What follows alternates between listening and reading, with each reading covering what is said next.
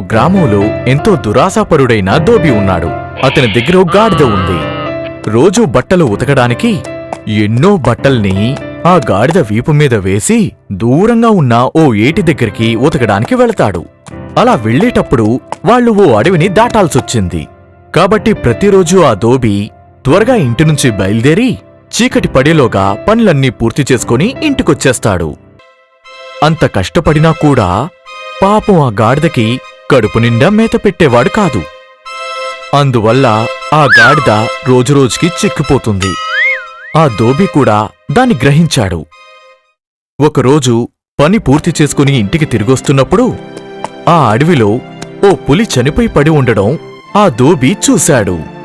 వెంటనే ఆ దోబికి ఏదో ఆలోచనొచ్చింది. ఆ పులి నుంచి తోలుని వేరుచేసి ఇంటికి తీసుకొచ్చేశాడు.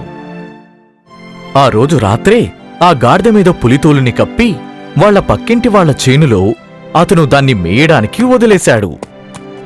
ఆకలితో ఉన్న ఆ గాడిద మొత్తం చేనునంతా తినేసింది. ఈ విధంగా రోజులు గడుస్తున్నాయి.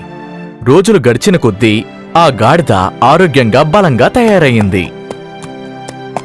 తన పథకం ఫలించిందన్న సంతోషంతో ఆ దోబి కూడా ఎంతో ఆనందపడ్డాడు. కాని ఒకరోజు తన చేనులో ఓ పులి చొరబడి తన చేనునంతా మేయడం ఆ పక్కింటతను చూసేశాడు. ఆ గాడిదని పులి అని నమ్మేశాడు. దాన్ని చూసి భయంతో పారిపోయాడు.